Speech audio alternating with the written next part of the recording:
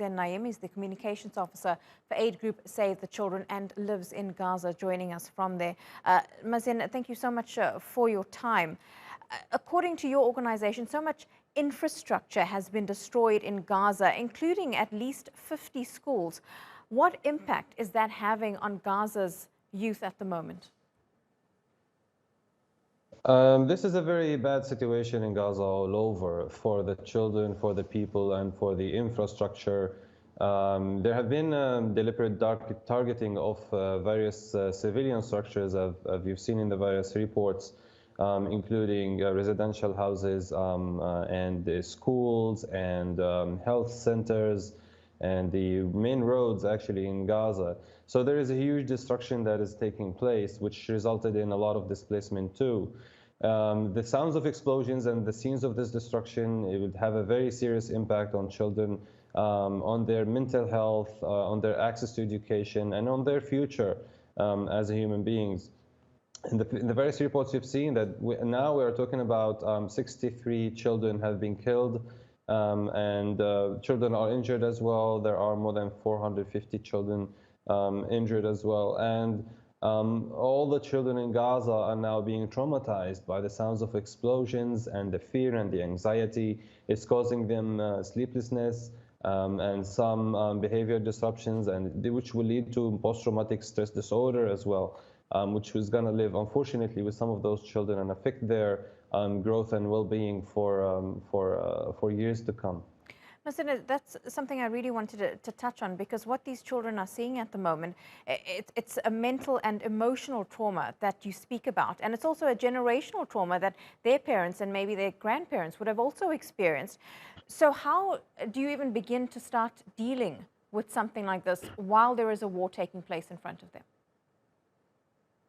No, during the war itself, there is not much that can be done except the very simple, like there are free call-up lines that people call for our partners and other organizations in Gaza for mental health, to get advice and some mental debriefing and things like that. But unfortunately, no one can move right now at the moment in Gaza. No, not Save the Children, not any international organization, not any UN, United Nations organization can move in Gaza under the current circumstances. It's very dangerous to move because civilians are being targeted and moving vehicles are being targeted and so on. So we have to wait for a ceasefire to start really responding to the various needs in the Gaza Strip, which is you tackle the time element of this. It's very, very true, the point you are raising, because the Gaza blockade has been for 14 years now. Any child has gone through 2 or 3 offensives on Gaza, and this might be the 4th. My daughter was born during the war of 2014, for example. Now she's 6.5 years old. She's seen a number of escalations, and now this war. So it's a very complicated situation for everyone, children and their parents too. Their parents have gone through this again, and every time you treat them, like we do sessions for various mental health support and stuff like that. But with the first airstrike and the first explosion, with the first escalation like this, there is always regression that we will have to try to fix and build on for the future as well. So it's going to be a tough process, and it's not going to be only children that would need assistance. It's going to be only mothers and fathers and almost everyone in Gaza. But we'll do assessments after the situation calms down. But unfortunately, it doesn't seem that the ceasefire is in the horizon. Yeah, you talk about your young children and yourself living through this war at the moment, and it's so difficult for so many of us to imagine what you must be going through at the moment. So what do you want to see the international community do to bring an end to this and to bring humanitarian assistance to the thousands that need it at the moment? This is day 10 of the fighting and the assaults on Gaza and the airstrikes and the bombardments. On the first day or on the second day, Save the Children issued a statement when the number of casualties there were 9 children killed. The total of casualties was around 20. Now we're talking on day 10, more than 200 people, 219 people were killed and 63 children.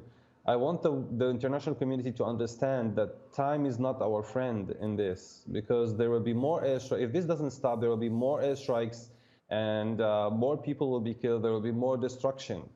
We're not. So this is not the end of it. The more this goes, there will be more casualties and more losses and more damages and more destruction in Gaza. So we would love to see more pressure being put on Israel, and on both sides, but particularly in Israel, that is using maximum power against Gaza and targeting civilians and civilian structures to put an end to this. I mean, now Gaza has electricity shortage in various parts of the Gaza Strip, and the fuel in Gaza is running out for the power plant. Israel is not allowing the fuel to come through Kerem Shalom. The crossings are closed. Because of the issues with electricity, a lot of neighborhoods in Gaza are not getting water. So there is an issue of access to water as well that's going to become more serious. There is a significant shortage in medical supplies in Gaza and in medical capacity. The health system has been dealing with a lot of shortages before COVID hit. And when COVID hit, it became really, really worse. And now with this war and the atrocities and the big losses and that we are seeing and a lot of casualties among civilians, is putting a whole lot of pressure on the medical system that might not survive the shortages of staff, shortages of medical supplies and consumables, shortages in drugs, in like intensive care units, beds, and oxygen cells, and all of these things. So we hope that we are calling for the international community to put pressure to end this escalation or war in Gaza as soon as possible, and to allow for the entry of medical and humanitarian supplies. Yeah. UNRWA made a statement this morning saying that the Israelis prevented food supplies and basic supplies from entering to UNRWA to provide to the internally displaced peoples, which are in the tens of thousands now sheltering inside United Nations schools in Gaza. And we are hoping that those calls will be heard. Mazen, thank you so much for your time live to us there from Gaza.